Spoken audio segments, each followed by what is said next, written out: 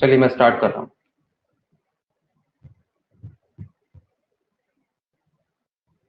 एक बार नजर डालूं कौन कौन आया है।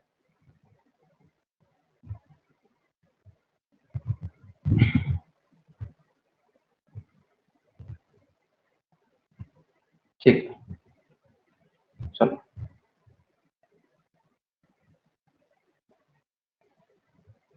तो आज हम लोगों का जो सबसे पहला रहेगा डायोड वो रहेगा टनल डायोड। ठीक है। Wait.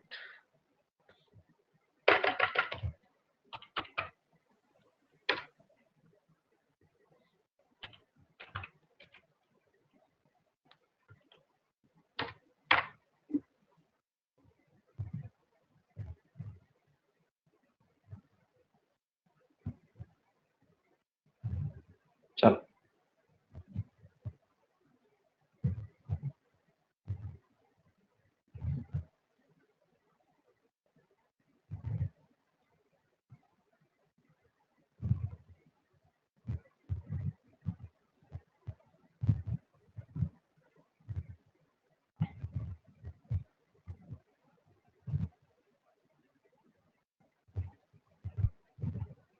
Tunnel diode.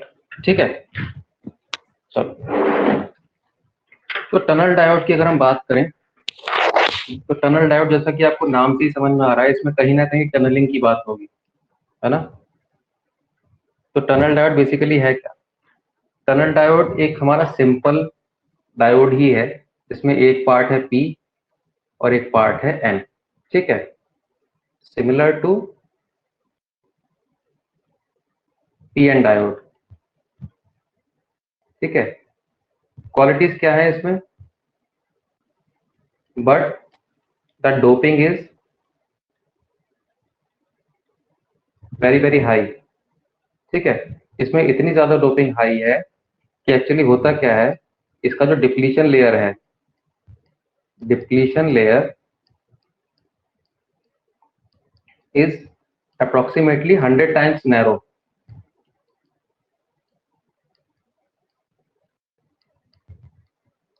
100 times narrower than P N diode. ठीक है। हाँ, डोपिंग जीनर में भी ज्यादा होती है लेकिन इसमें जीनर से भी ज्यादा होती है। और दूसरा इफेक्ट इफेक्ट होता है इसमें डोपिंग ज्यादा होने की वजह से, वो इफेक्ट आपको इस साइड वाले फिगर में देखने को मिलता होगा। क्या देखने को मिल रहा है हमें इस फिगर में? फिगर पे आते हैं।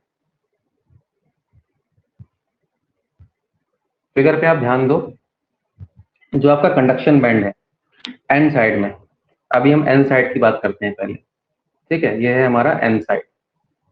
तो एन साइड में आप देखिए, ये है आपका कंडक्शन बैंड। ठीक। ये है वैलेंस बैंड और ये है फर्मी लेवल। ठीक। जो नॉर्मली हम लोग अब तक पढ़ रहे थे उसमें क्या था, आपका फर्मी लेवल जो है, फर्मी लेवल कंडक्शन बैंड के पास था। ठीक है। और नीचे यहाँ पे क्या था? वैलेंस बैंड था। ये था पीएन डायोड में। पीएन डायोड में ना भी कहें तो जो हमारा नॉर्मल एन टाइप होता है ना, नॉर्मल एन टाइप, जिसमें डोपिंग मीडिएट डोपिंग होती है, जिसमें बहुत ज्यादा हाई डोपिंग नहीं होती है। ठीक है। उसका एन टाइप कुछ ऐसा दिखाई देता है नटी डायग्राम में, जिसमें फर्मी लेवल आपके कंडक्शन लेवल और वैलेंस बैंड के बीच में कहीं पे होती है। ठीक। और फर्मी लेवल के नीचे क्या होता है? यहाँ पे नीचे होता है डोनर लेवल। ये होता है डोनर लेवल, ईडी, यही हमने पढ़ा था ना। और डोनर लेवल पे ही आपके इलेक्ट्रॉन्स रहते हैं।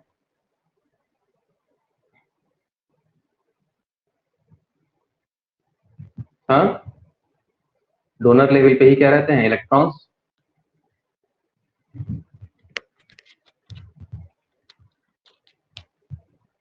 तो यहाँ पे बेसिकली होता क्या है, बहुत ज्यादा हाई डोपिंग की वजह से, बहुत ज्यादा हाई डोपिंग की वजह से होता क्या है, आपका जो डोनर लेवल है, ठीक है, डोनर लेवल हमारा जाके मर्ज हो जाता है कंडक्शन लेवल से। ठीक है। टनल डायोड में क्या होता है? टनल डायोड में due to heavy doping, due to heavy doping,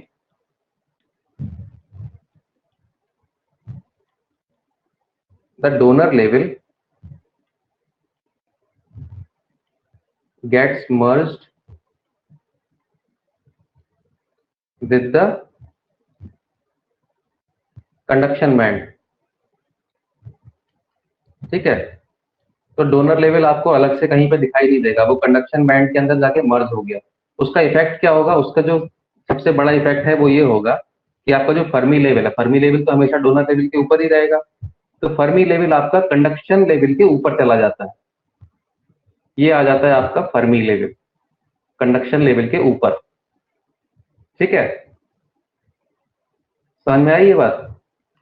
Fermi level आपका कंडक्शन बैंड के अंदर चला गया। कहां पर? कंडक्शन बैंड के अंदर, कंडक्शन लेवल के ऊपर। कंडक्शन लेवल मतलब कंडक्शन बैंड का जो लोएस्ट एनर्जी लेवल है। कंडक्शन बैंड का लोएस्ट एनर्जी लेवल कौन सा होता है? ईसी होता है ना? कंडक्शन बैंड का जो लोअर एनर्जी लेवल होता है वो क्या होता है? ईसी। तो हमारा ईएफ क्या है? ईएफ ईसी के ऊपर चला गया है कंडक्शन बैंड के अंदर। ये पूरा का पूरा क्या है? ये पूरा का पूरा है आपका कंडक्शन बैंड।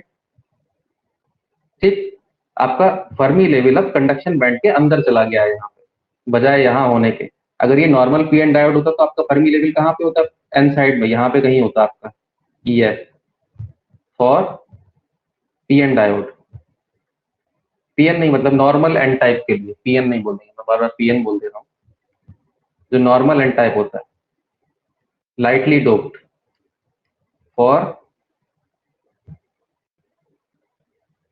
Light doping. ठीक है, अगर डोपिंग आपकी लाइट होती जैसे कि नॉर्मल एन टाइप की होती तो फर्मी लेवल यहाँ पे रहता, लेकिन वो चला कहाँ पे गया है? यहाँ चला गया है। ठीक है, ये बात क्लियर हो गई? ऐसे ही आप वैलेंस बैंड में देखो, वैलेंस बैंड में क्या होता है? वैलेंस बैंड के लिए नॉर्मली फर्मी लेवल यहाँ पे रहता है, वैलेंस बैंड के ऊपर, वैलेंस बैंड के ऊपर, और वैलेंस बैंड के नीचे क्या रहता है यहाँ पे? उसके ऊपर फर्मी लेवल के ऊपर यहाँ पे रहता है एक्सेप्टर लेवल, ईए। एक्सेप्टर लेवल में ही क्या रहते हैं? होल्स रहते हैं। ठीक है, तो यहाँ पे क्या हुआ? एक्सेप्टर लेवल जाके मर्ज हो गया वैलेंस बैंड के साथ। ठीक है, तो यहाँ पे दूसरा पॉइंट लिख लेते हैं। In P type, in P type the do acceptor level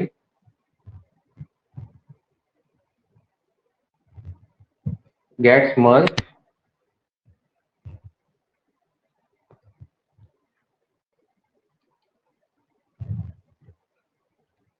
with the valence band। ठीक है, वैलेंस बैंड के साथ मर्ज हो जाएगा तो क्या होगा?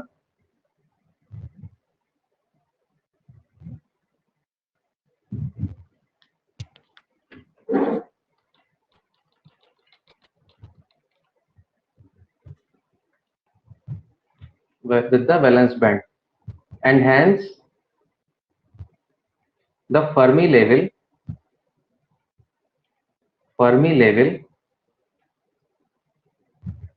gets inside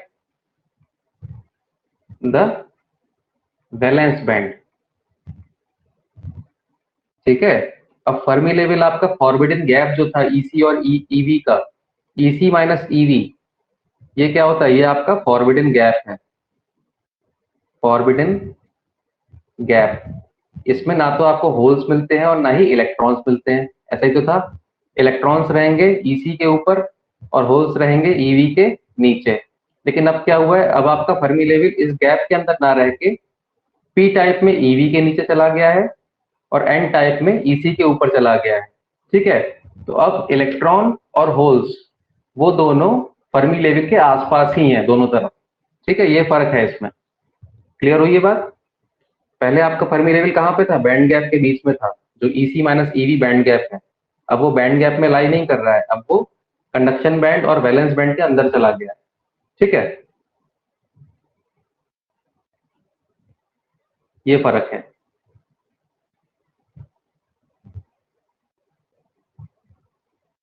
चलो, ये फर्क आपको अच्छे से समझ में आया?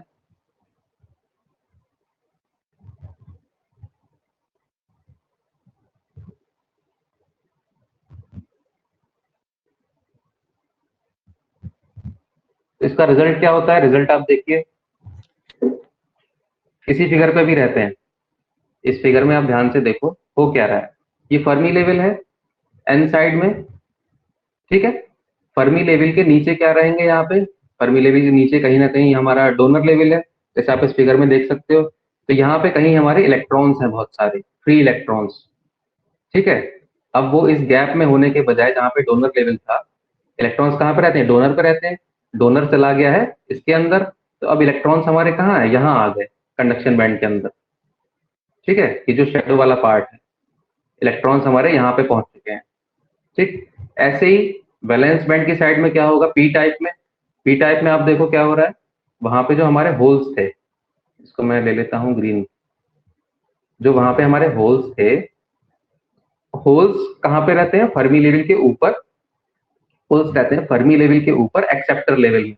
एक्सेप्टर लेवल अब नीचे आ चुका है वैलेंस बैंड के अंदर, तो होल्स आपके कहीं यहाँ पे रहेंगे इस गैप के अंदर, जो अवेलेबल होल्स हैं कॉम्बिनेशन के लिए, ठीक है।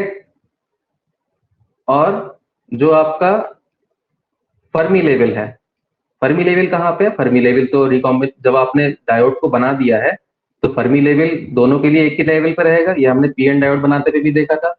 पी एन डायोड जब हमने बनाया था तो पी और एन दोनों साइड का फर्मी लेवल एक ही लाइन में आ जाता है। ये हमने एनर्जी डायग्राम बना के देखा था, भूल गए? पी एन डायोड जब हमने किया था परसों, परसों हमने पी एन डायोड किया था ना, दिखा देता हूँ मैं आपको। ये देखो, पी एन डायोड हमने किया था परसों, इसका जो हमने एनर्जी लेवल डायग्राम बनाया था,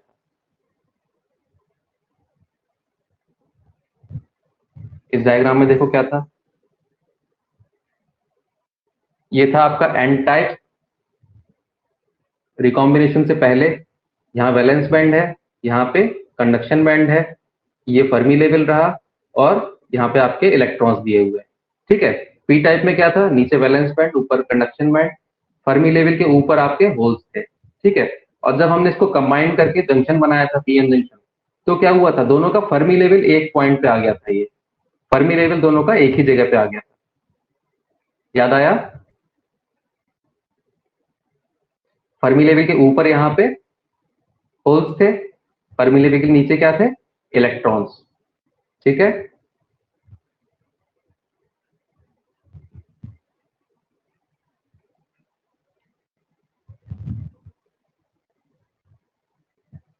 इस तरह का कुछ डायग्राम था, है ना?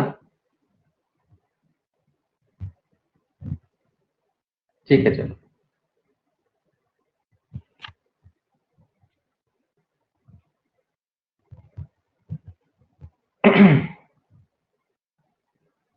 अब वापस से अपने टनल डायोड पे आते हैं। तो टनल डायोड का डायग्राम में आप देखिए, यहाँ पे क्या है? यहाँ पे भी सेम चीज है, फर्मी लेवल लाई तो दोनों का एक ही जगह पे कर रहा है, लेकिन फर्क क्या है? वो फर्मी लेवल बैंड गैप में लाई कर रहा था, जैसे ये ईसी और ईवी का जो बैंड गैप होता है, ये होता है बैंड गैप, है ना। उसके लिए फर्मी लेवल इधर यहाँ पे था और इधर यहाँ पे था।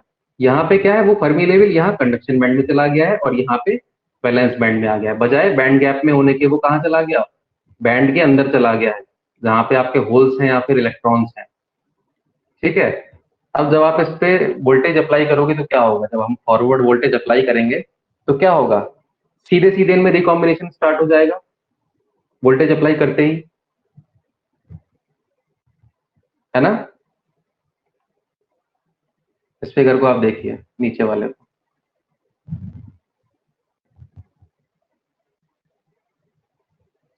इसमें ये जो फिगर ए है, फिगर ए जो बना हुआ है उसको देखिए। राइट साइड वाले पिक्चर में जो 4 फिगर बने हैं एनर्जी डायग्राम के, उसमें से आप पहला वाला देखिए, ए, ठीक है। क्या होगा यहाँ पे?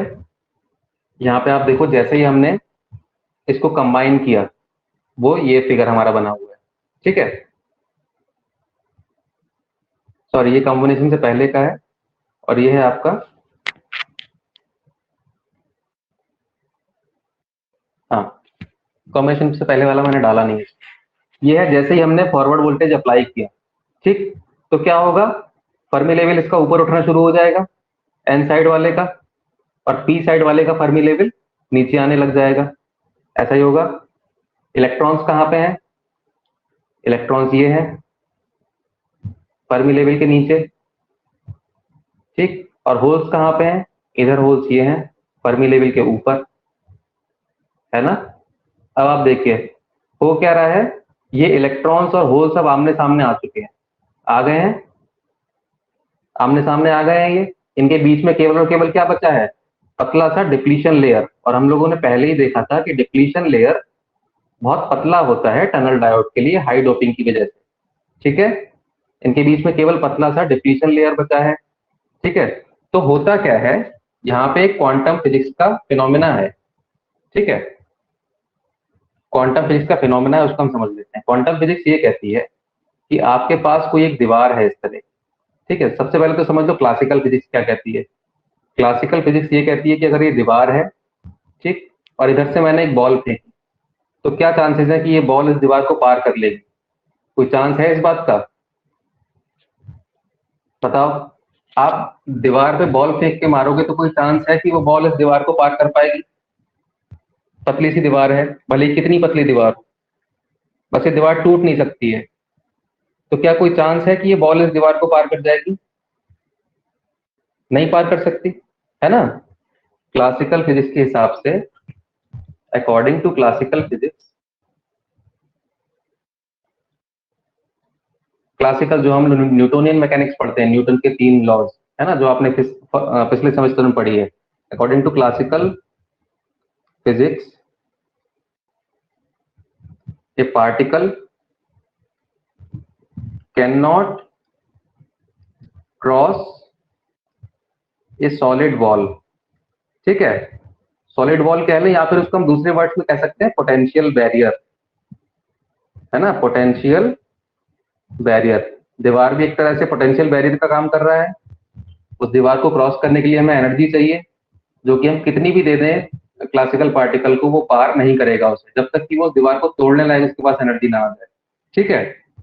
लेकिन क्वांटम फिजिक्स क्या कहती है? क्वांटम फिजिक्स ये कहती है, क्लासिकल के हिसाब से तो ये सिर्फ पार नहीं कर सकता, है ना। लेकिन क्वांटम जो मैकेनिक्स है, क्वांटम मैकेनिक्स ये कहती है कि अगर दीवार हम दीवार हमारी अगर फाइनाइट विड्थ की है, दीवार की विड्थ अगर फाइनाइट है, इनफाइनाइट विड्थ नहीं है उस दीवार की, है ना। जो भी दीवारें हम जानते हैं उनकी विड्थ तो फाइनाइट ही होती है, ठीक है। Quantum mechanics says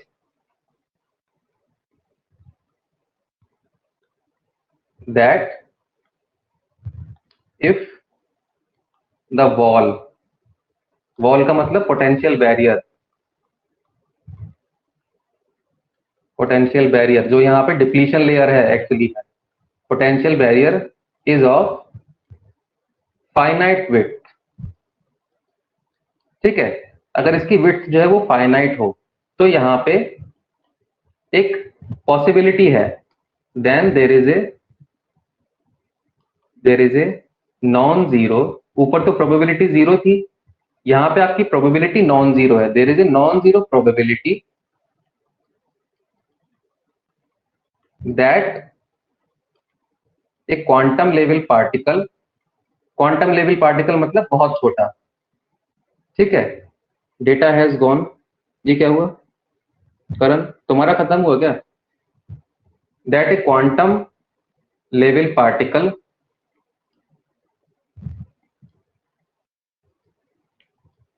can pass through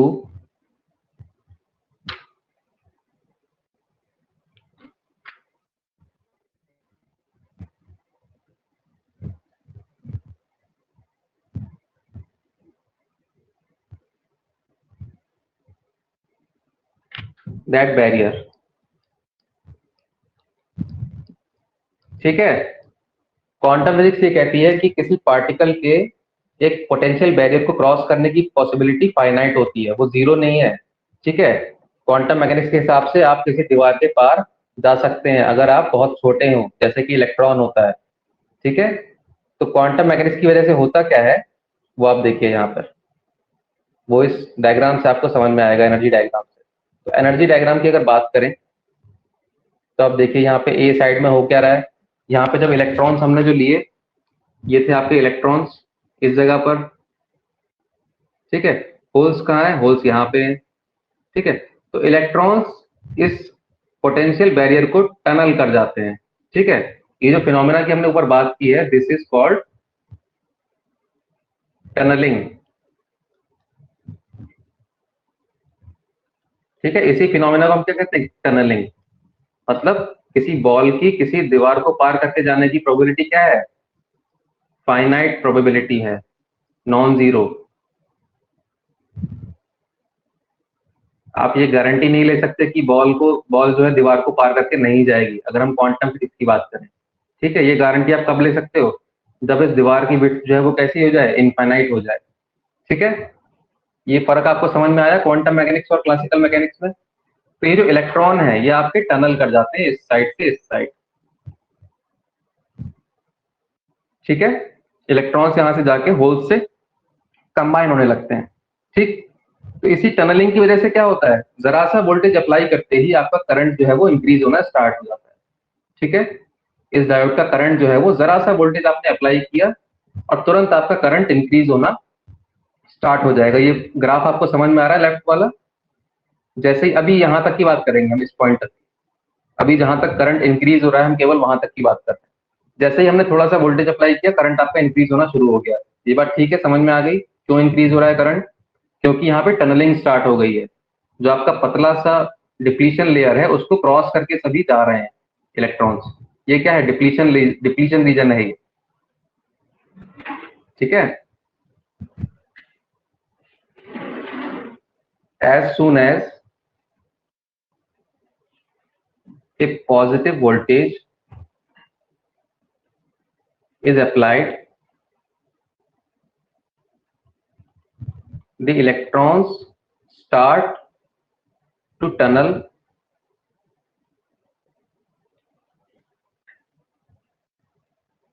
comments नहीं आ रहा, क्या बात है?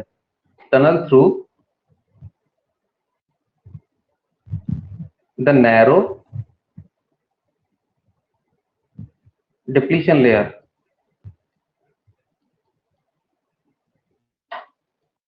ठीक है।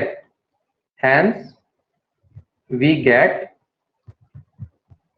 ए current with even very small voltage, ठीक है। ये फिनोमेना हमने कहां पे एक्सप्लेन किया है? ये किया है हमने फिगर ए में, ठीक है। अब फिगर बी पे आ जाओ। यहीं ऊपर जो चार फिगर एक साथ बने हुए इनमें आप देखो फिगर बी पे, फिगर बी में क्या हो रहा है,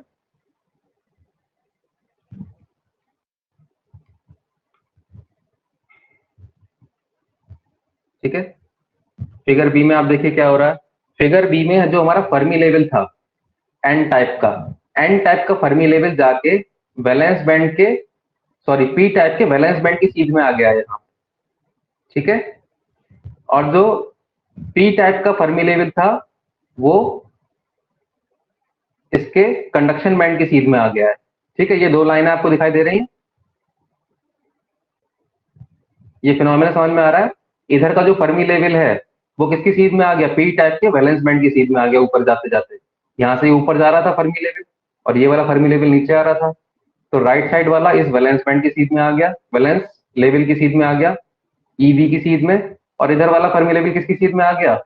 कंडक्शन बैंड की सीध में आ गया, कंडक्शन लेवल की सीध में आ गया, लोएस्ट एनर्जी लेवल जो है कंडक्शन बैंड, ठीक है। तो यहाँ पे क्या हो गया? यहाँ पे जो मैक्सिमम इलेक्ट्रॉन और होल्स हैं वो एक दूसरे की सीध में आ गए, ठीक है। ये हैं आपके इलेक्ट्रॉन्स, ये इलेक्ट्रॉन्स हैं और ये सारे के सारे अवेलेबल होल्स हैं, ठीक है। तो यहाँ पे जो मैक्सिमम नंबर ऑफ इलेक्ट्रॉन्स और होल्स है वो एक दूसरे की सीध में आ चुके हैं। लेफ्ट साइड में क्या था? कुछ इलेक्ट्रॉन्स ही थे जो इसकी सीध में थे, यहाँ पूरे में इलेक्ट्रॉन्स थे, यहाँ पूरे में होल्स थे। केवल इतनी बिट थी जो एक दूसरे की सीध में थे, इलेक्ट्रॉन और होल, ठीक है। यहाँ पे सारे के सारे एक दूसरे की सीध में आ गए। समझ में आई ये बात कि सब एक दूसरे के सीध में आ गए? सब लोग कमेंट करके बोलो, सारे अवेलेबल इलेक्ट्रॉन्स और सारे अवेलेबल होल्स एक दूसरे की सीध में आ गए यहाँ पे। तो टनलिंग जो है वो आपकी मैक्सिमम हो जाएगी। मैक्सिमम टनलिंग होगी यहाँ पे, ठीक है। तो मैक्सिमम टनलिंग का क्या मतलब हो गया, करंट का वैल्यू जो है वो भी क्या होगा, मैक्सिमम होगा, ठीक है। तो ये पॉइंट किसे डिनोट कर रहा है, जो आप लेफ्ट वाला ग्राफ देखो, तो जो ग्राफ में जो पीक वैल्यू है, ठीक है, पीक वैल्यू को ये ग्राफ हम, ये जो हमारा एनर्जी डायग्राम है ये डिनोट कर रहा है, ये जो पीक वैल्यू है, ठीक है, इसे क्या कहते हैं, पीक। इस पीक वैल्यू को ये जो डायग्राम बी है ये डिनोट कर रहा है, ठीक है। हाँ बेटा, लास्ट में दोबारा बता देंगे। ए जो डायग्राम था वो ये बढ़ते हुए करंट को दिखा रहा था, जैसे जैसे फर्मी लेवल ऊपर जा रहा था। यहाँ पे क्या हो रहा है, यहाँ पे आपका मैक्सिमम इलेक्ट्रॉन्स और होल्स का कॉम्बिनेशन हो रहा है, तो हमें पीक वैल्यू मिल गया करंट का। अब क्या होगा, अब मैक्सिमम जो होल्स और इलेक्ट्रॉन्स कंबाइन होने थे वो हो चुके, अब ये फर्मी लेवल और ऊपर जाएगा। अब डायग्राम सी पे आ जाओ, पहले इसको लिख लेते हैं वरना फिर छूट जाएगा। As the EF of n-type aligns with EV of p-type, है ना, maximum number of electrons are aligned with the holes, so the current is maximum, ठीक है। this point is called peak, ठीक है। चलो अब आगे बढ़ते हैं अपने, जो हमारा डायग्राम है सी डायग्राम में देखो क्या हो रहा है, फर्मी लेवल और ऊपर चला गया है, जहां तक पहले गया था उससे और ऊपर जाता जा रहा है ना। फर्मी लेवल और ऊपर गया, वो ईवी के ऊपर निकल गया, ठीक।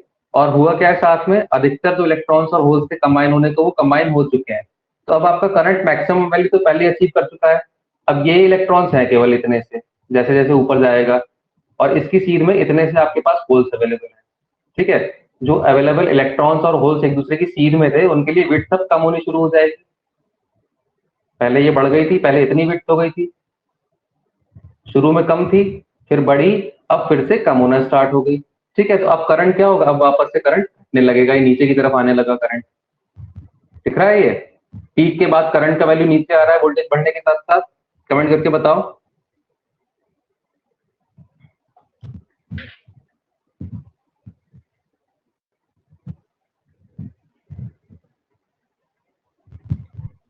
तो यहाँ पे क्या होगा, आपके करंट का वैल्यू घटने लगेगा, ठीक है। तो इस वजह से हम क्या बोलेंगे कि अब जैसे जैसे वोल्टेज बढ़ रहा है वैसे वैसे करंट हमारा घट रहा है, ठीक है। तो इस सिचुएशन को हम लोग क्या बोल सकते हैं, इस सिचुएशन को हम लोग बोल सकते हैं नेगेटिव रेजिस्टेंस। नेगेटिव रेजिस्टेंस का मतलब क्या हुआ, करंट वोल्टेज बढ़ने पे जब आपका करंट बढ़ना चाहिए एक्चुअली में, लेकिन बजाय बढ़ने के वोल्टेज बढ़ाने पे करंट आपका यहाँ पे क्या हो रहा है, घट रहा है, ठीक है। क्योंकि करंट आपका घट रहा है वोल्टेज बढ़ाने से, इसलिए हम इसको क्या बोलते हैं, यहां से लेके यहां तक का जो पूरा रीजन है आपका, पीक से लेके वैली, इस पॉइंट को बोलते हैं वैली, ठीक है। तो पीक से लेके वैली तक का जो पूरा रीजन है, इसको हम क्या बोलते हैं, नेगेटिव रेजिस्टेंस रीजन। क्योंकि इस रीजन में क्या हो रहा है, एज इस रीजन में क्या हो रहा है, as voltage increases current decreases, ठीक है। इसलिए इसको बोलते हैं नेगेटिव रेजिस्टेंस रीजन, ठीक है। ये बात क्लियर हो गई, ये डिनोटेड है हमारा डायग्राम सी में, ठीक। और जब ये पास हो जाएगा, ये कंडक्शन लेवल भी इस वैलेंस बैंड के ऊपर चला जाएगा, तब क्या होगा, यहाँ पे हमारी नॉर्मल कंडीशन आ गई जो नॉर्मल पीएन डायोड में होता है। नॉर्मल पीएन डायोड में तो ऐसा ही होता है ना। तो क्या होगा फिर, ये इसके आगे कैसा बिहेव करेगा, वैली के आगे देखो ये नॉर्मल डायोड की तरह बिहेव कर रहा है, वैली के बाद कैसा है, एकदम नॉर्मल डायोड है। क्या हुआ निखिल बेटा, कोई प्रॉब्लम है, आवाज नहीं आ रही है क्या, कोई इशू है क्या आवाज आवाज का?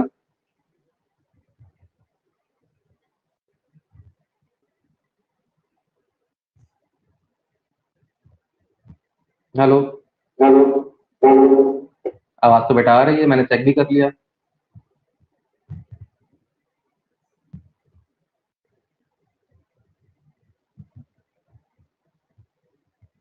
चलो कोई बात नहीं, बट ऐसे रैंडम कमेंट करके बीच में डिस्टर्ब नहीं किया करो। हाँ, कोई बहुत प्रॉब्लम हो तो बताया करो, वरना फिर डिस्टर्ब हो जाता है फ्लो। इसलिए ऑनलाइन क्लास में टाइम बीच बीच में बहुत खराब होता है। चलो कोई बात नहीं, ठीक है। तो हम कहाँ पे थे? हाँ, वैली पॉइंट के बाद आप देखो क्या हो रहा है। वैली पॉइंट के बाद ये एकदम नॉर्मल डायोड की तरह बिहेव कर रहा है। ठीक है, वैली के बाद यहाँ पे देखो ये कैसा बिहेव कर रहा है, नॉर्मल डायोड। अगर नॉर्मल डायोड होता तो आपका बिहेवियर कैसा आता? कुछ इस तरह का ही आता ना, सीधे सीधे ऐसा आता। लेकिन यहाँ पे ये केवल वैली पॉइंट के बाद ही हो रहा है, उससे पहले ये अलग तरह का बिहेवियर दिखा रहा था, इस तरह से। ठीक है, तो वैली के बाद ये क्या बन जाता है? एक नॉर्मल डायोड बन जाता है, पीएन डायोड। ठीक, तो जो ये टनलिंग वाला फिनोमेना था एक्स्ट्रा, ये इसकी स्पेशलिटी थी केवल, बाकी ये पीएन डायोड जैसा ही है। ठीक है, तो टनलिंग आपको समझ में आ गई। टनलिंग क्या होती है कि क्वांटम फिजिक्स के हिसाब से किसी छोटी वस्तु की, किसी पॉइंट पार्टिकल की नॉन जीरो प्रोबेबिलिटी होती है किसी फाइनाइट पोटेंशियल को क्रॉस करने की। ठीक है, उसी की वजह से हमारे इलेक्ट्रॉन्स डिप्लीशन लेयर को पार करके टनल हो जाते हैं पी टाइप में। समझ आई बात? क्लियर हो गया पूरा का पूरा? इसको लिख भी देता हूं मैं आगे, क्योंकि नोट्स में बाद में तो बैठ के बनाऊंगा नहीं। अगर कोई डाउट रह गया है तो अभी बोल दो, जब तक मैं लिख रहा हूं मैक्सिमम। ठीक है, after this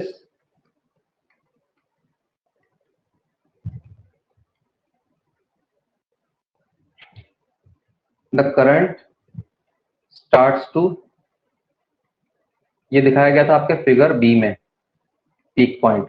after this the current starts to drop as the voltage increases, है ना? This phenomenon is called negative resistance. ठीक है, the current decreases up to the valley point. ठीक है, वैली पॉइंट आपको दिखाया गया है फिगर में।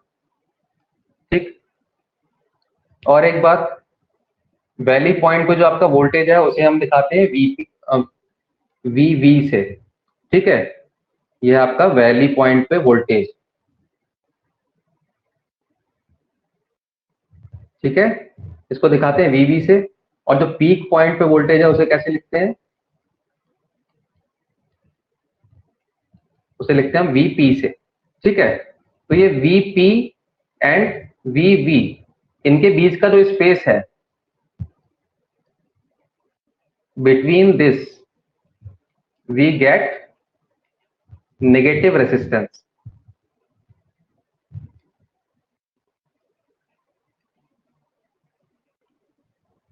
ठीक है, after the valley point is crossed,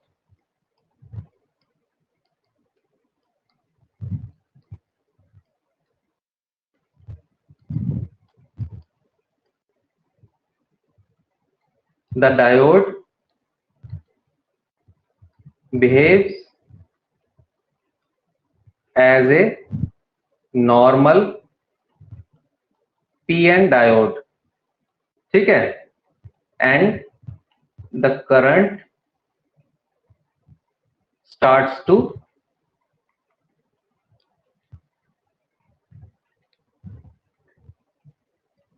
increase just as a PN diode. ठीक है, तो इस तरह का इसका कैरेक्टरिस्टिक था। नॉर्मल डायोड में क्या होता है, ऐसा जाएगा करंट, फिर इस तरह से बढ़ने लगेगा। तो यहाँ पे क्या हुआ, इस रीजन में पहले बढ़ा, फिर घटा और वापस से आके जो नॉर्मल डायोड में होता है उसी की तरह से बिहेव करने लगा। ठीक है, ये हो गया आपका टनलिंग डायोड और ये हो गया पीएन डायोड। क्लियर हो गया आपको टनल डायोड एक तरह से? ठीक है, इसमें केवल और केवल ध्यान रखने वाले 2 पॉइंट्स हैं आपके पास, वो मैं अलग से लिख देता हूं। चाहे एग्जाम हो चाहे प्रैक्टिकल का वाइवा हो, केवल आपको 2 पॉइंट्स याद रखने हैं। मेन पॉइंट्स जो याद रखने हैं वो क्या है? पहला पॉइंट है कि टनलिंग क्या है। ठीक है, टनलिंग क्या है? जिसकी वजह से आपके इलेक्ट्रॉन्स होल्स की तरफ पहुंच जा रहे हैं, किस तरह से हो रहा है ये। ठीक है, इस टनलिंग को आपको याद रखना है, क्या चीज होती है। दूसरा पॉइंट क्या है? जो नेगेटिव रेजिस्टेंस की हमने बात की। ठीक है, ये 2 पॉइंट्स आपको एकदम अच्छे से याद रखने हैं, चाहे एग्जाम हो चाहे वाइवा हो। ठीक है, ये हो गया हमारा टनल डायोड। अब आ जाते हैं अपने एलईडी पे। एलईडी में तो बेटा कुछ भी नहीं है, सबसे सिंपल डायोड है ये, इसे तो आप घर पे यूज भी करते हो डेली। एलईडी क्या है? एलईडी केवल और केवल एक सिंपल डायोड ही है। ठीक है, फर्क केवल इतना है, बहुत छोटा सा फर्क है इसमें, बहुत जल्दी से खत्म हो जाएगा ये।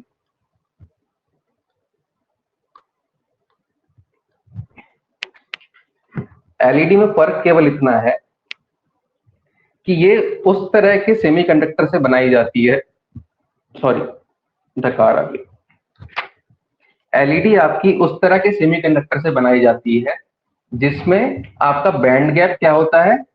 डायरेक्ट बैंड गैप होता है, इनडायरेक्ट बैंड गैप नहीं होता। डायरेक्ट और इनडायरेक्ट बैंड गैप क्या होता है पहले ये समझ लेते हैं। Direct and indirect band gap. ठीक है, अच्छा जो नॉर्मल डायोड है, पीएन डायोड हो गया, उसमें बैंड गैप होता है हमारा इनडायरेक्ट टाइप का। ठीक है, डायरेक्ट और इनडायरेक्ट क्या है ये क्लियर कर लेते हैं। ठीक, इस एक्सिस पे हो गई मेरी एनर्जी। ठीक है, और इस एक्सिस पे मैंने बना दिया के। के दिखाता है मोमेंटम को। ठीक है, ये आपने अब तक पढ़ा है क्वांटम थोड़ा बहुत 12th में या नहीं, कि के मोमेंटम को दिखाता है। एच कट के, एच क्रॉस के इज मोमेंटम, ये आपने शायद बोर में पढ़ा होगा, बोर फिनोमेना में, है ना। बोर मॉडल में आपने पढ़ा होगा एच कट के जो आपका होता है वो मोमेंटम होता है। ठीक है, तो बेसिकली होता क्या है, डायरेक्ट बैंड गैप में क्या होता है? डायरेक्ट बैंड गैप में आपका कंडक्शन बैंड, ये हो गया कंडक्शन बैंड, और वैलेंस बैंड। ठीक है, दोनों के लिए जो के की वैल्यू होती है, के वेक्टर की वैल्यू, के वेक्टर की वैल्यू सेम होती है। ठीक है, के वैल्यू का सेम होने का मतलब क्या हो गया? के वैल्यू का सेम होने का मतलब ये हो गया कि जब आपका कोई इलेक्ट्रॉन दूसरे होल से कंबाइन होगा, as the electron combines with the hole, electron जब होल से कंबाइन होगा तो कुछ एनर्जी रिलीज होगी, है ना। तो release energy is not dissipated, dissipated की स्पेलिंग देख लेना, शायद गलत लिखी है, डिसिपेटेड एज हीट। ठीक है, एक्सेप्ट, ठीक है, ये जो एनर्जी है वो आपकी हीट की तरह यहाँ पे नहीं जाएगी। जब आपका इलेक्ट्रॉन यहाँ से इधर आएगा तो होगा क्या, कंडक्शन बैंड से जब आपका इलेक्ट्रॉन वैलेंस बैंड में आएगा डी एक्साइट होके, ठीक है, तो होगा क्या, अगर आपका के वैल्यू सेम है, इसका मतलब क्या है, आपके इलेक्ट्रॉन का कोई भी किसी तरह का हीट में लॉस नहीं हुआ, मोमेंटम में चेंज नहीं आया उसके, जो उसका मोमेंटम वेक्टर था, के वेक्टर था, वेव वेक्टर था, उसमें किसी तरह का कोई चेंज नहीं आया। इसका मतलब उसका किसी के साथ कोई कोलिजन नहीं हुआ है, ना ही उसमें किसी तरह का हीट लॉस हुआ है। ठीक है, वो सीधे सीधे यहाँ पे डीएक्साइट होके यहाँ पे चला आया है। तो डीएक्साइट होने से, ऊपर से नीचे आने से, ईवी से, सॉरी ईसी से ईवी में आने पे जो एनर्जी लॉस हुआ है वो किसकी फॉर्म में बाहर आता है? एक फोटोन की फॉर्म में बाहर आता है। फोटोन, फोटोन मतलब लाइट। ठीक है, एनर्जी जैसे ही उसकी कम होगी इलेक्ट्रॉन की, जैसे ही वो कंडक्शन बैंड से वैलेंस बैंड में वापस आएगा इलेक्ट्रॉन डी एक्साइट होके, ठीक है, तो क्या होगा, उसकी एनर्जी कम होने की वजह से फोटोन बाहर आ जाएगा। उसी फोटोन को हम क्या बोलते हैं, लाइट। ठीक है, तो सर स्क्रीन शो नहीं हो रही। निखिल यार, सारी प्रॉब्लम तुम्हारे साथ क्यों आ रही है आज? मेरे हिसाब से स्क्रीन शो हो रही है, क्योंकि मैं दो डिवाइस पे देख रहा हूँ, एक पे स्टूडेंट की तरह, एक पे टीचर की तरह। स्क्रीन शो हो रही होगी।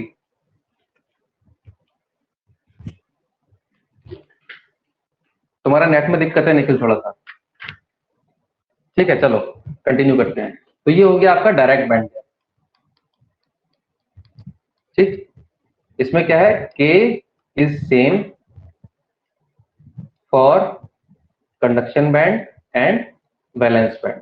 ठीक है, तो इसमें क्या होगा, as electron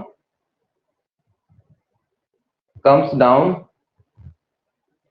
from conduction band to valence band, ठीक है, ए फोटोन इज रिलीज। ठीक है, the energy of the photon, energy किस पे डिपेंड करेगी, बताओ मुझे, एनर्जी ऑफ द फोटोन किस पे डिपेंड करेगी? डिपेंड्स ऑन द, बोलो, जब इलेक्ट्रॉन किसी हायर एनर्जी लेवल से लोअर एनर्जी लेवल पे आता है तो उस फोटोन की एनर्जी किस पे डिपेंड करती है, किस बात पे डिपेंड करती है? बोलो, कमेंट करो। फिर से 11 12 की बात चल रही है, ये भी नहीं बताओगे तो कैसे काम चलेगा? अगर कोई इलेक्ट्रॉन किसी हायर लेवल से किसी लोअर लेवल पे आता है तो उसकी एनर्जी किस पे डिपेंड करती है? फ्रीक्वेंसी। अरे अभिनव यार, तुम बहुत डायरेक्ट बोल देते हो। फ्रीक्वेंसी नहीं, वो डिपेंड करेगी इस गैप पे। ये जो एनर्जी गैप था ये कितना था, वो एक फ्रीक्वेंसी कह रहा है, एक वेवलेंथ कह रहा है, दोनों दोस्त एक जैसी बात कह रहा है। अरे फ्रीक्वेंसी और वेवलेंथ आई कहाँ से? ये आई इस एनर्जी गैप से। ये जो ईसी था और ये ईवी था, एनर्जी जो होगी उसकी वो इक्वल टू होगी ईसी माइनस ईवी के। एनर्जी किसके बराबर होगी? डिफरेंस ऑफ द एनर्जी के, जिस एनर्जी लेवल से वापस वो नीचे वाले लेवल में आ रहा है, ईसी माइनस ईवी। ठीक है, 12th में पढ़ा था, E equals to E F minus, sorry, E I minus E F. Initial से फाइनल में जब जाता है, इनिशियल स्टेट की एनर्जी से फाइनल स्टेट की एनर्जी को माइनस करते थे, वहीं से तो आता था ई। इसको इक्वल रखते थे हम एच न्यू के। यहाँ पे फ्रीक्वेंसी आपकी न्यू थी, ये थी फ्रीक्वेंसी। ठीक है, इस एनर्जी को हम एच न्यू के इक्वल रखते थे, लेकिन एनर्जी एक्चुअली में किसके बराबर है? एक्चुअल में एनर्जी बराबर है डिफरेंस ऑफ टू स्टेट्स के। ठीक है, जो एनर्जी गैप यहाँ पे है डेल्टा ई, उसके बराबर है। और ये इक्वल टू क्या हो जाता है, ये इक्वल टू हो जाता है एच न्यू के। ठीक है, न्यू क्या है यहाँ पे? Frequency of the photon. Clear अभिनव?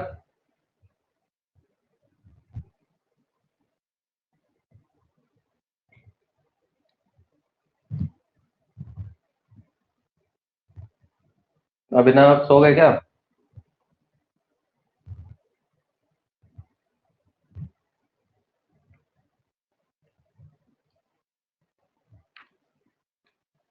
सो गए लगता है, चलो।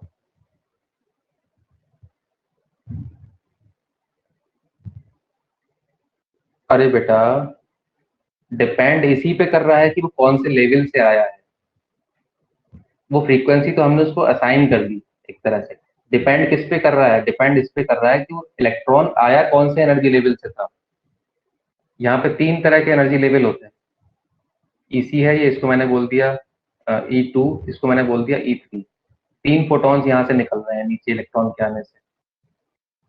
ठीक है,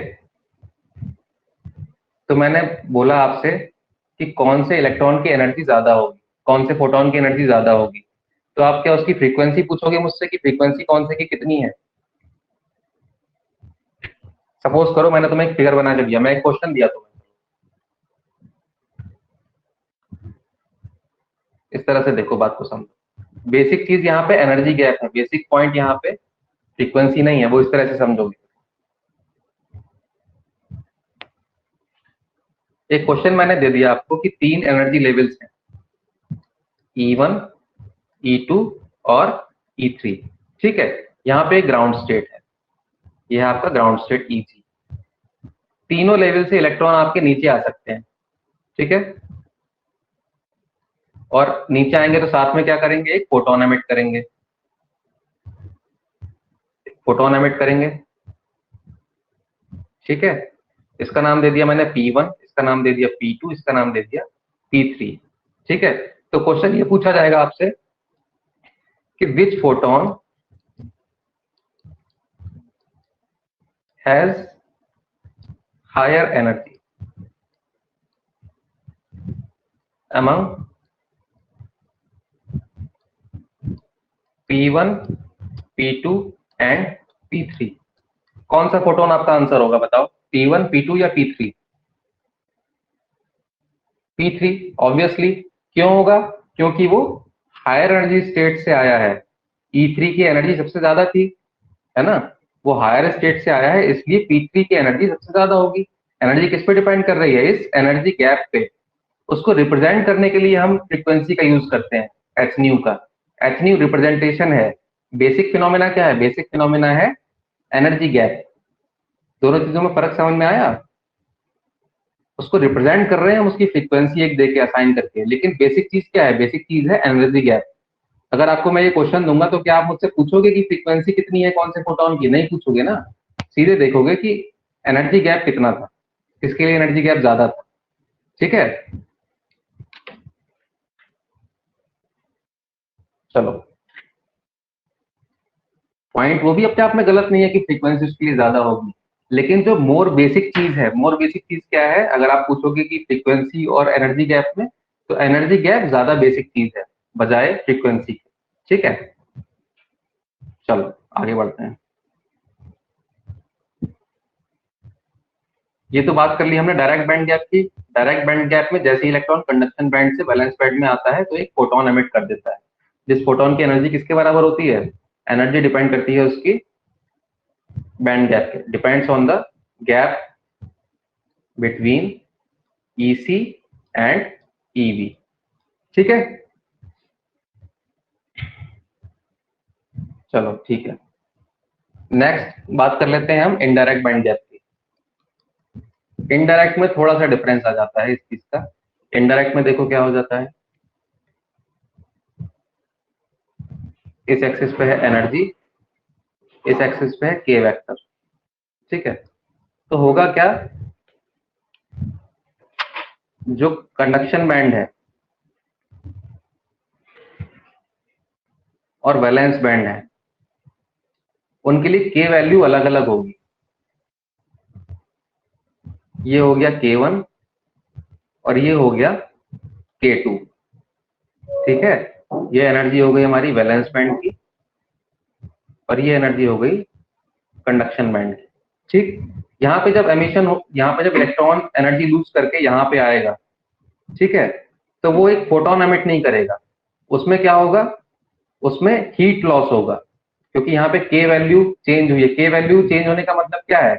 कहीं ना कहीं कोई इंटरेक्शन हुआ है, कहीं कोई बॉम्बार्डमेंट हुई है, कहीं पे इलेक्ट्रॉन किसी चीज से टकराया है लोअर स्टेट में आते थे। इसलिए ये किस में आएगा? ये आएगा आपका एक तरह से हीट एनर्जी में। ठीक है, समझ में आया? ये है कंडक्शन बैंड और ये है वैलेंस बैंड। अगर ये डायरेक्ट नीचे आएगा नहीं तो इसका मतलब क्या है? अगर ये अलाइंड नहीं है, के वैल्यू डिफरेंट है, इसका मतलब नीचे आते पे वो एनर्जी एज लाइट एमिट नहीं हुई है, वो एनर्जी एमिट किसकी तरह हुई है? हीट की तरह एमिट हुई है। ठीक है, ये डिफरेंस होता है डायरेक्ट बैंड गैप और इनडायरेक्ट बैंड गैप का। ठीक है, in the indirect band gap क्या है? In the indirect band gap the K value for conduction band and valence band is different. So as the electron de-excites,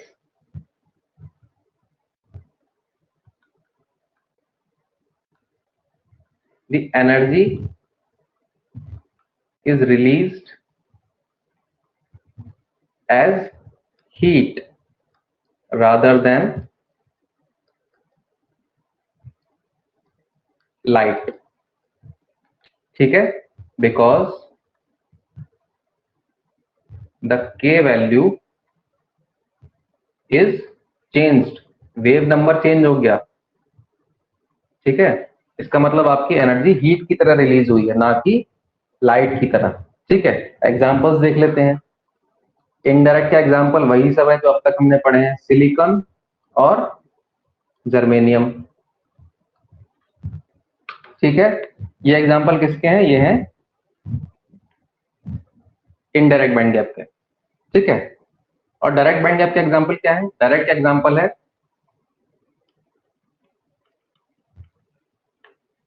gallium arsenide. ठीक है, gallium phosphide.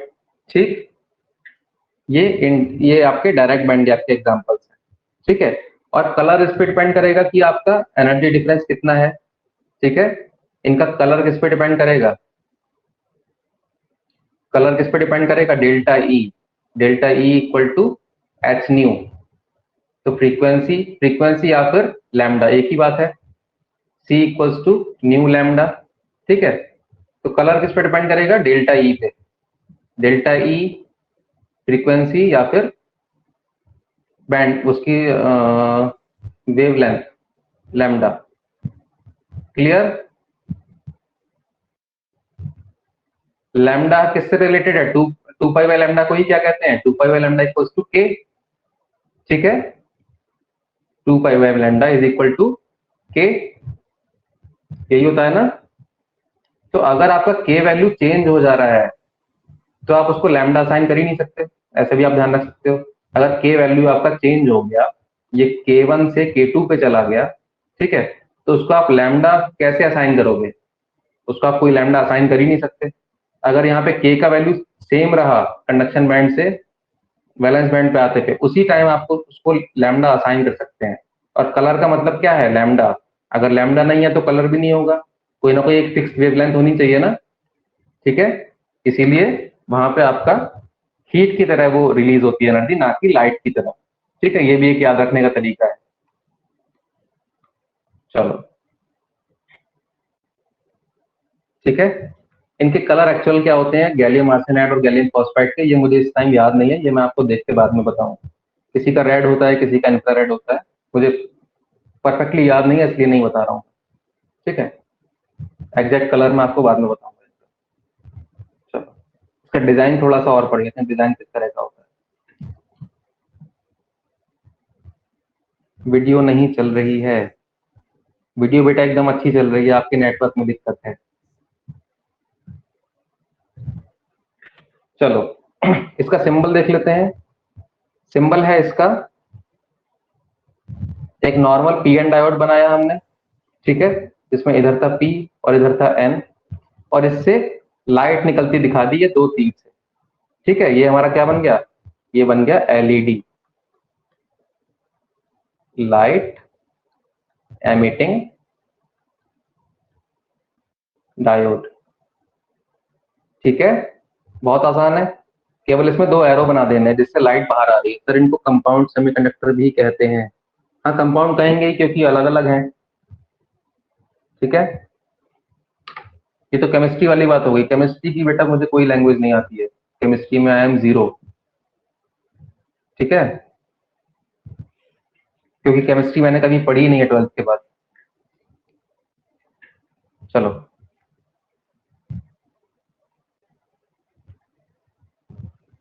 चलो इसका construction देख लेते हैं, construction कैसा होता है इसका। अगर इसके फिजिकल फॉर्म की बात करें तो फिजिकल फॉर्म इसका कुछ ऐसा दिखता है। ठीक है,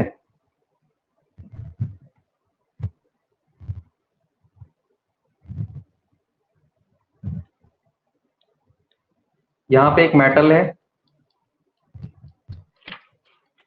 ये क्या है? मेटल। ठीक, इस मेटल के ऊपर एन टाइप को किसी तरीके से फैब्रिकेट किया। अच्छा, फैब्रिकेट से ध्यान आया, फैब्रिकेशन वाले जो दो पेज मैंने आपको भेजने को बोला था, मैं वो भूल गया था, आज भेज दूंगा। ठीक है, तो ये एन टाइप को इसके ऊपर फैब्रिकेट किया जाता है किसी भी एक मेथड से, ठीक है, इस मेटल के ऊपर यहाँ पे ये हमने एन टाइप बना लिया, ठीक है। इस एन टाइप के ऊपर पी टाइप को डिपॉजिट कर दिया जाता है, ठीक। और क्या किया जाता है यहाँ पे, लाइट के निकलने के लिए विंडो छोड़ी जाती है, ठीक।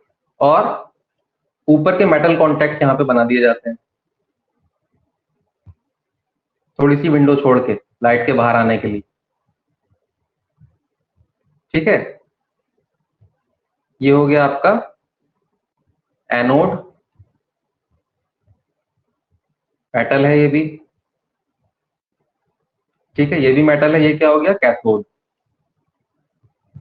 मतलब ये हो गया पॉजिटिव और ये हो गया नेगेटिव। फॉरवर्ड बायस में काम करेगा ना, इसलिए इसको हमेशा पॉजिटिव रखना है और इसको हमेशा नेगेटिव रखना है। नेगेटिव बायस में काम करेगा नहीं, रिवर्स बायस में लाइट एमिट नहीं होगी क्योंकि इलेक्ट्रॉन होल्स कंबाइन ही नहीं होंगे। होता क्या है, होता यह है कि एन टाइप से इलेक्ट्रॉन्स जाके कंबाइन होते हैं पी टाइप के होल्स से। यहाँ पे होल्स है, यहाँ पे इलेक्ट्रॉन्स हैं, ये जाके इनसे कंबाइन होंगे और इनके कंबाइन होने से क्या रिलीज होगी, फोटोन रिलीज होगी, इस तरह से, ठीक है ना। एकदम सिंपल है डायग्राम इसका, ठीक। ये क्या है, विंडो है कितनी, ठीक है। चलो इसको सर्किट में लगाएंगे तो कैसा दिखेगा सर्किट। सर्किट एकदम सिंपल है, जैसे पीएन का लगाते थे। ये बैटरी हो गई, ये एलईडी हो गई, दो एरो बना दिए यहाँ पे इसके सिंबल में, ठीक है। एक साथ में रेजिस्टेंस हो गया, ये इसका सर्किट हो गया अगर आप बनाना चाहो, ठीक है। ये खत्म हो गया हमारा एलईडी, ठीक। अब चलते हैं नेक्स्ट, फोटोडायोड। फोटोडायोड और एलईडी में बहुत थोड़ा सा फर्क है, फोटोडायोड और एलईडी में बहुत ही थोड़ा सा फर्क है। क्या फर्क है ये देख लो पहले तो।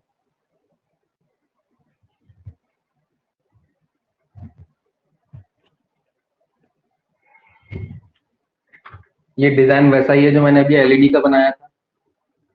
ये जो लेफ्ट वाला डिजाइन है ये है आपका फोटोडायोड। देखने में कुछ कुछ एलईडी जैसा ही लग रहा है ना।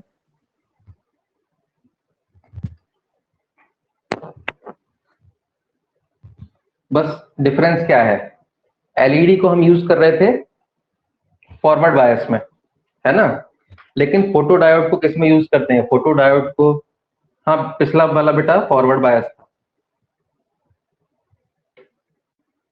डायोड बेटा यूज होते हैं आपके इलेक्ट्रॉनिक सर्किट्स में, ये आप अभी जब आगे बढ़ोगे तो आपको धीरे धीरे पता चलेगा। हर छोटी से छोटी चीज में डायोड यूज होते हैं। जो आपके हाथ में फोन है इस समय, फोन के अंदर भी डायोड्स हैं।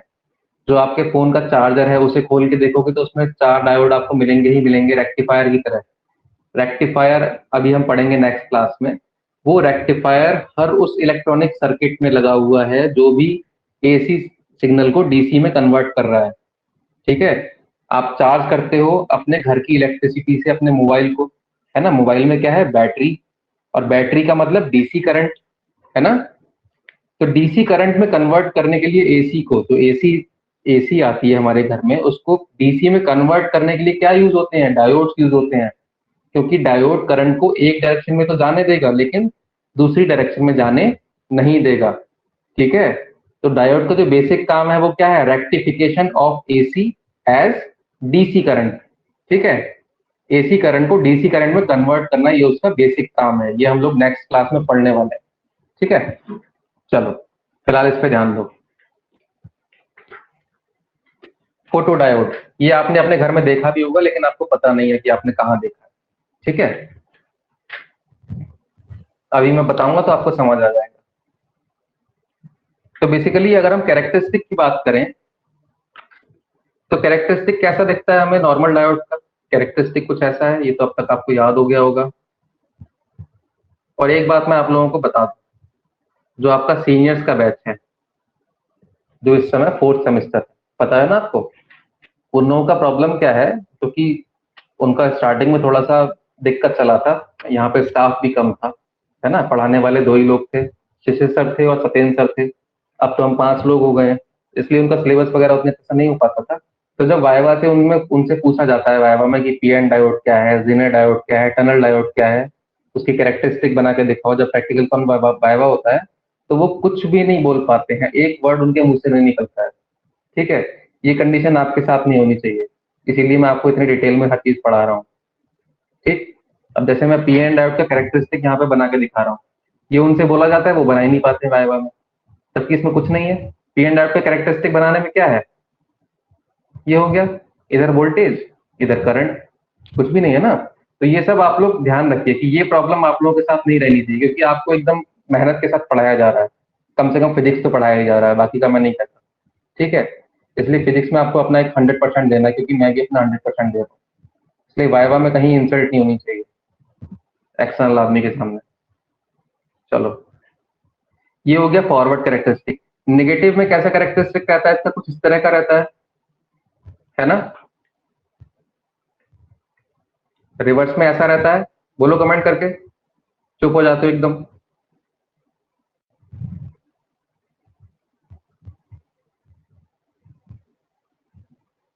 रिवर्स में ऐसा रहता है, ठीक है। अच्छा, अगर रिवर्स करंट से क्या फर्क पड़ेगा अगर मैं इस पर लाइट शाइन करूं। ठीक है, अगर मैंने क्या किया, अपने डायोड के ऊपर मैंने बहुत तेज लाइट डाली। ठीक है, ठीक है, अगर लाइट फॉल करेगी, as light falls on the PN junction, ठीक है, तो क्या होगा, if the energy of photons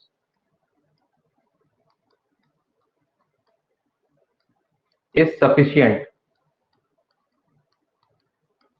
sufficient का मतलब वही डेल्टा ई जो अभी हमने पढ़ा था, कंडक्शन बैंड और वैलेंस बैंड, इनके बीच का जो एनर्जी गैप है डेल्टा ई, अगर इसके बराबर एनर्जी का कोई फोटोन, ठीक है, इसके ऊपर फॉल करेगा तो क्या होगा। एलईडी में क्या हुआ था, एलईडी में आपका इलेक्ट्रॉन कंडक्शन बैंड का वैलेंस बैंड के होल से कंबाइन हुआ था। ठीक, यहाँ पे उल्टा हो जाएगा। एक सेकंड बेटा होल्ड करना।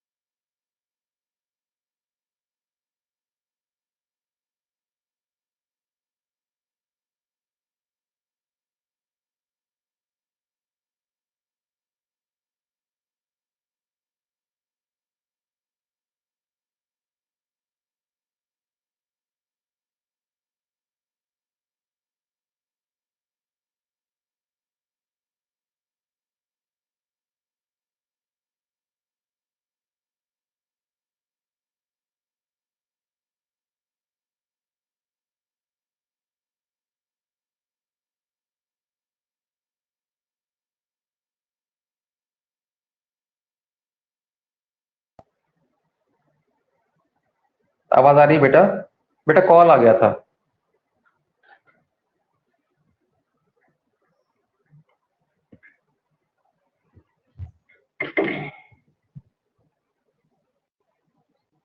कॉल आया था मेरे पास, सुनने में तो आ रहा है कि रिजल्ट आया है कोई, अब मुझे, मैंने देखा तो मिला नहीं, आप लोग चेक कर लेना कि रिजल्ट आया है या नहीं आया है, ठीक है। मुझे तो नहीं मिल रहा, मुझे पता भी नहीं कैसे चेक होता है, मैं ढूंढ रहा हूँ तो मुझे तो नहीं मिल रहा। बाकी आप लोग देख लेना।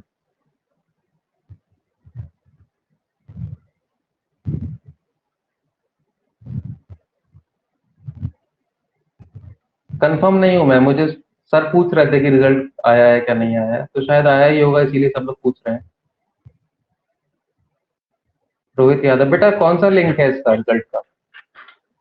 चलो बता देना, फिलहाल अपना ये सेशन आगे बढ़ाते हैं, ठीक है। चलो क्लास पे ध्यान दो 5 मिनट और, ठीक है। तो अगर एलईडी के बजाय हम लोग क्या करें, जो एलईडी में कर रहे थे, एलईडी में क्या हो रहा था, इलेक्ट्रॉन और होल के रिकॉम्बिनेशन से हमको फोटोन मिल रहा था, है ना। इलेक्ट्रॉन और होल के रिकॉम्बिनेशन से हमको क्या मिल रहा था, फोटोन मिल रहा था। लेकिन अगर हम पीएन डायोड के ऊपर फोटोन डालें तो क्या होगा, तो क्या होगा, फोटोन क्या करेगा, इलेक्ट्रॉन और होल पेयर को जनरेट करेगा, है ना। उल्टा करेगा, पहले इलेक्ट्रॉन होल के कंबाइन होने से क्या मिल रहा है, फोटोन मिल रहा है। तो अगर हम उल्टा कर दें तो भी तो यही होगा। अगर फोटोन की एनर्जी इतनी हो, ये जो एनर्जी गैप है कंडक्शन बैंड और वैलेंस बैंड का, इसके बराबर अगर फोटोन की एनर्जी होगी तो वो क्या करेगा, वो इलेक्ट्रॉन और होल के पेयर को जनरेट कर देगा, ठीक है। तो as light falls on the p-n junction, if the energy of photon is sufficient enough, है ना, we get electron hole pairs generated, ठीक है। इसका रिजल्ट क्या होगा बेटा, जैसे ही आपका इलेक्ट्रॉन होल पेयर जनरेट होगा वैसे ही थोड़ा सा एकदम से करंट बढ़ जाएगा, है ना। थोड़ा सा रिवर्स करंट जो था वो बढ़ जाएगा। तो पहले अगर आपका रिवर्स करंट ये था आई नॉट, ठीक है, तो अब थोड़ा सा बढ़ के ये क्या हो जाएगा, ये हो जाएगा आई नॉट 1 कुछ, ठीक है। ये था आपका without any light, without light था ये, ठीक। और ये है विद लाइट, ठीक है। अब क्या किया मैंने, as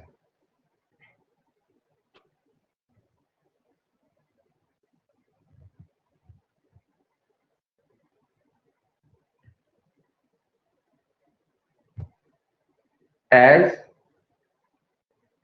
the intensity of light increases,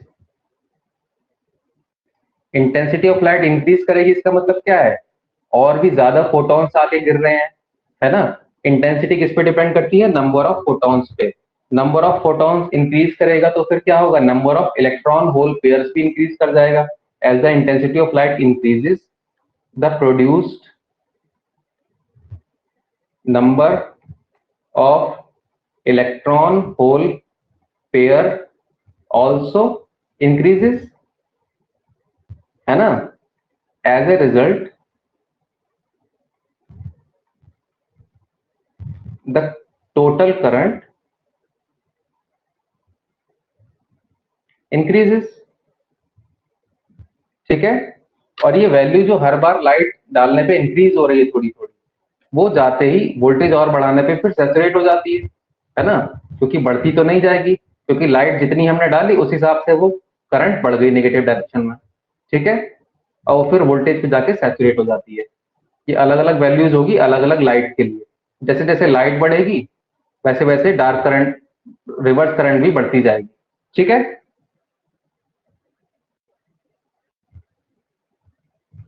comments आने बंद हो गए, रिजल्ट देखने चले गए क्या सब लोग?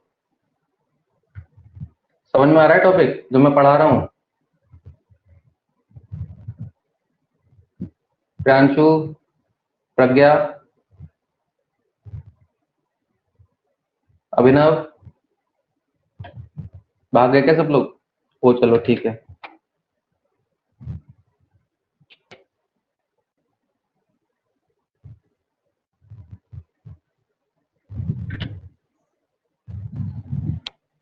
ठीक,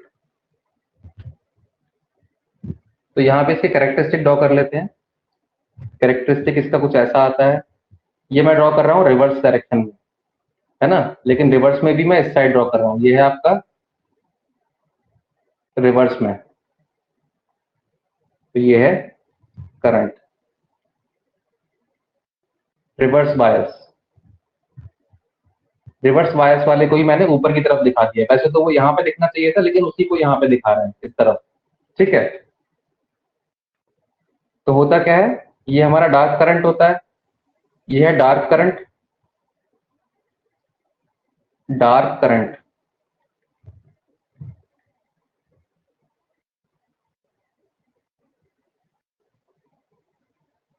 डार्क करंट मतलब वो रिवर्स करंट जो पी एन डायोड में होती ही होती है, भले ही उस पर आप लाइट डालो चाहे मत डालो।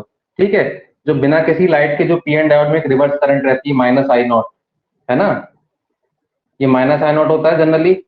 इसको हम क्या बोलते हैं, इसको बोलते हैं डार्क करंट, जो कि यहाँ पे हमारा फॉर्मूला भी था आई नॉट एक्सपोनेंशियल, यहाँ पे क्या था, V upon eta V T minus one. ठीक है, यही था ना टोटल करंट हमारा। आई इक्वल टू क्या था, I naught exponential V eta V T, यहाँ पे था minus I naught. Minus I naught हमारी सैचुरेशन करंट होती है रिवर्स बायस में। रिवर्स बायस में कितना बच जाता है, माइनस आई नॉट बच जाता है ना। तो ये तो डार्क करंट हो गया।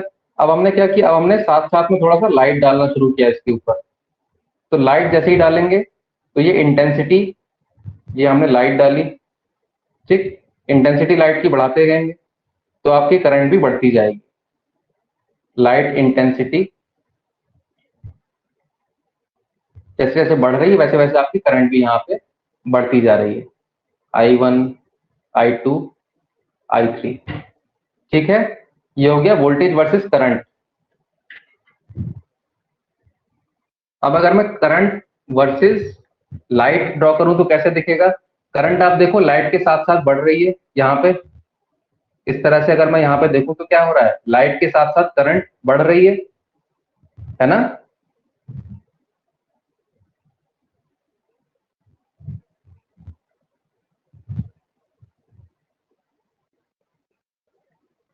तो इनमें आपस में कैसा रिलेशन है, लीनियर रिलेशन है।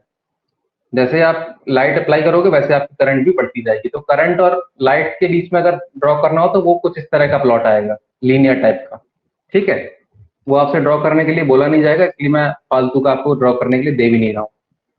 ठीक है, चलो, ये हो गया आपका एलईडी। एलईडी के यूजेस आपको पता ही है, घर में यूज होती है, एफिशिएंसी बहुत ज्यादा होती है, बहुत छोटी होती है। एलईडी नहीं, सॉरी, कहाँ चले गए, फोटो डायोड। फोटो डायोड का यूज मैं बताने वाला था आपको, है ना। पहले इसका कंस्ट्रक्शन देख लीजिए, ये इसका कंस्ट्रक्शन है, ये है इसका कंस्ट्रक्शन।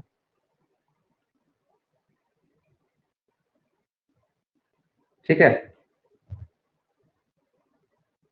कंस्ट्रक्शन क्या है इसका, इसमें एक छोटी सी विंडो यहाँ पे बनी हुई है। ठीक, एलईडी में छोटी सी विंडो से लाइट बाहर जाती थी, इसमें क्या होगा, छोटी सी विंडो पे से लाइट डाली जाएगी। ठीक है, और बाकी जगह क्या रहेगी, बाकी जगह इसकी रैप रहेगी प्लास्टिक से या किसी इंसुलेटेड चीज से जिसमें से लाइट ना आ सके। लाइट अंदर आने के लिए एक छोटा सा विंडो रहेगा जिसमें से लाइट तभी आएगी जब हम इसके ऊपर लाइट शाइन करेंगे। ठीक है,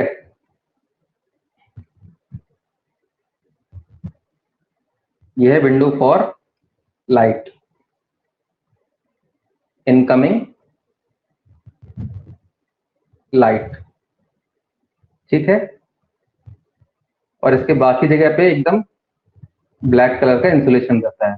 इसको आप सर्किट में यहाँ पे लगाएंगे, इस वाले डायरेक्शन में देखिए, यहाँ पे सर्किट में लगाया तो क्या होगा, जैसे ही आप यहाँ पे लाइट फॉल करेंगे वैसे ही इसका रेजिस्टेंस हल्का सा घटेगा और करंट हल्का सा बढ़ जाएगा। सिंबल क्या है इसका, एलईडी से जस्ट उल्टा सिंबल है इसका।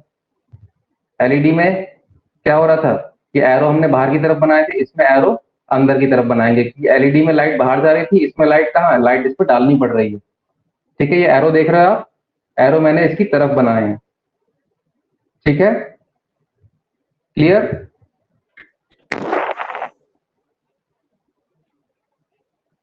समझ आ रहा है। भाग गए मुझे लग रहा है सब लोग। अरे रिजल्ट देख लेना यार बाद में, रिजल्ट तो जो है वही चेंज थोड़ी हो जाएगा 5 मिनट बाद देखोगे तो। चलो, ये हो गया इसका सिंबल।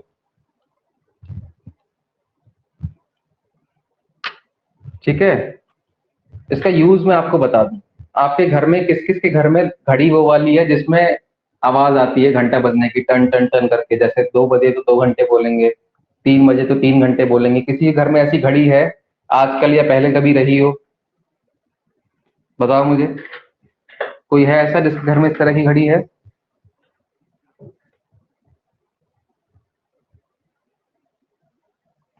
करण के घर में है, और किसी के घर में है? पड़ोस में है, चलो पड़ोसी के घर में मत जाना, वैशाली के यहाँ है। तो बेटा आप घर में जाके एक चीज देखना आज उस घड़ी में, ठीक है? उस घड़ी को उतारना दीवार पे से, और अगर ये घड़ी है आपकी, ठीक है, उस पर ये इस तरह से डायल बना होगा, 3 आर्म्स होंगी, बीच में यहाँ पे एक छोटी सी विंडो कहीं पे उसमें बनी होगी, देखना ध्यान से। उस विंडो के अंदर आपको इस तरह से एक चीज बनी दिखाई देगी, इसके बीच में ऐसी एक लाइन बनी रहेगी, ठीक है, और बाकी का हिस्सा काला होगा। यही आपका क्या है? फोटो डायोड है। इस लाइट में, इस वाली घड़ी में एक सेटिंग होती है कि रात के समय आपको घंटे की आवाज कम करनी है या नहीं। इस घड़ी में एक सेटिंग रहती है कि आप चाहते हो रात में आपकी घड़ी आवाज करे या ना करे, है ना? सेटिंग रहती है ऐसी। आप चाहो तो रात में इसकी आवाज बंद कर सकते हो। वो किस पे डिपेंड करता है? वो इसी फोटो डायोड पे डिपेंड करता है। ये फोटो डायोड से ही कंट्रोल होता है कि रात में आपकी घड़ी कितनी आवाज करेगी। ठीक है, जाके देखना आज घड़ी उतार के। ये हम लोग करते क्या है, हम लोग सेटिंग कर देते हैं कि रात में घड़ी आवाज ना करे, उसके पीछे सेट करने के लिए रहता है। उस केस में होगा क्या? उस केस में ये फोटो डायोड एक्टिव हो जाता है। फोटो डायोड एक्टिव हो गया, इसका मतलब दिन के टाइम तो इसके ऊपर लाइट पड़ती रहती है, घर में लाइटें जल रही होती हैं या फिर बाहर की रोशनी आ रही होती है ना? तो दिन के टाइम क्या है, इस फोटो डायोड पे लगातार लाइट पड़ रही है। ठीक, उस केस में तो इसके अंदर से लाइट जा रही है इस पे, तो उस केस में क्या होगा, करंट फ्लो हो सकता है इसमें। ठीक है, रिवर्स बायस में ये लगा रहता है, और जब तक इसके ऊपर लाइट पड़ रही है तब तक ये करंट को फ्लो करता रहेगा। ठीक है, और जैसे ही अंधेरा हो जाएगा, आपने घर की लाइटें बंद की या फिर बाहर से रोशनी आना बंद हो गई, वैसे ही इसमें करंट फ्लो होना बंद हो जाता है। ये करंट किस पे डिपेंड कर रहा है? लाइट पे। लाइट बढ़ेगा तो करंट बढ़ेगा, और लाइट घटेगा तो करंट घट जाएगा, है ना? तो जैसे ही अंधेरा होगा वैसे ही इसमें करंट फ्लो होना बंद हो जाता है। उस केस में घड़ी की आवाज घट जाती है। ठीक है, क्योंकि बिल्कुल अंधेरा तो कभी होता नहीं है, एकदम काला हो गया बिल्कुल, ऐसा तो कभी नहीं होता, थोड़ी बहुत रोशनी तो रहती है। इसलिए घड़ी की आवाज आपकी बहुत घट जाएगी रात में, अगर आपने ये सेटिंग कर रखी है तो। समझ में आई ये बात आपको? जिस जिसके घर में ये वाली घड़ी है वो आज जाके ये चीज चेक करेगा, ठीक है? बोलो हाँ।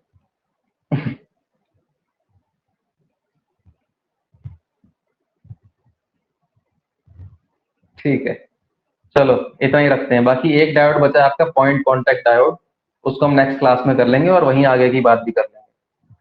कल के लिए आपकी क्लास कैंसिल नहीं है, ठीक है? कल आपकी क्लास रहेगी 3:30 बजे से ही। ठीक है,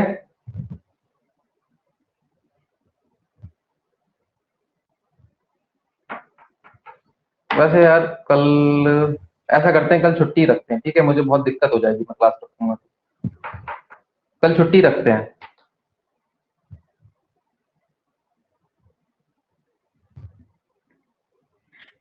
कल छुट्टी रहेगी, ठीक है? कल तो वैसे भी संडे है ना यार, कल तो संडे है, कल तो छुट्टी रहेगी ही रहेगी। कल नहीं रखेंगे क्लास, ठीक है? कल की छुट्टी। कसक गुप्ता अब आइए तुम क्लास में, सब खत्म होने के बाद। ठीक है, कल की छुट्टी और परसों की छुट्टी, दोनों दिन। 20 तारीख को अगली क्लास होगी अपनी, सुबह 9:30 बजे। नेक्स्ट क्लास रहेगी हमारी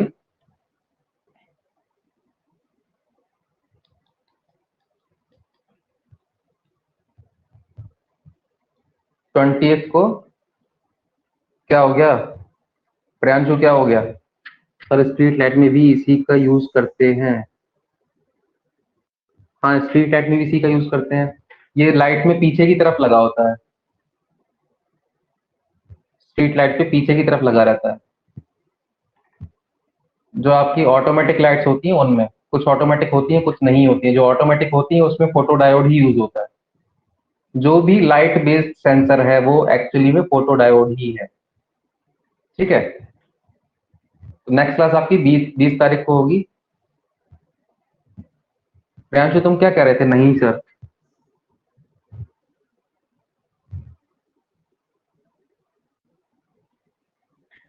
20 तारीख को होगी आपकी नेक्स्ट क्लास 9:30 बजे सुबह। जैसे अब तक चल रही थी वैसे ही चलेगी। ठीक है, कल और परसों की छुट्टी। नॉर गेट का यूज। अरे नॉर गेट पे कहाँ पहुंच गए अभी? क्या क्या पढ़ रहे हो तुम लोग? नॉर गेट अभी मत पढ़ो, अभी जरूरत नहीं है उसकी, बाद में पढ़ाएंगे। स्ट्रीट लाइट, अरे चाहे फोटो डायोड कर लो चाहे नॉर गेट कर लो, कुछ भी कर लो, सब अपने हाथ में है। एक काम को 10 तरीके से किया जा सकता है। ठीक है। स्ट्रीट लाइट बड़ी वाली होती है, उनमें ये सब चीजें यूज होती हैं। जो छोटी वाली स्ट्रीट लाइट आती हैं, छोटी छोटी सोलर वगैरह की जो आती हैं, उसमें ये सब डायोड्स यूज होते हैं। ठीक है। चलो, इतना ही आज। बाकी होगा 20 तारीख को। 20 तारीख को हमारी यूनिट खत्म हो जाएगी। पॉइंट कांटेक्ट डायोड पढ़ेंगे और रेक्टिफिकेशन पढ़ेंगे, AC to DC using P N diode. ठीक है, रेक्टिफायर आपने 12th क्लास में पढ़ा हुआ है, रेक्टिफायर एसी को डीसी में कैसे कन्वर्ट करते हैं। Half bridge rectifier, full bridge rectifier, ये बस हमें पढ़ना बाकी है। चलो, बाय बाय। रिजल्ट देखा किसी ने? ये बात थोड़ी सी और बता दो, रिजल्ट रिजल्ट की। रिजल्ट देखा?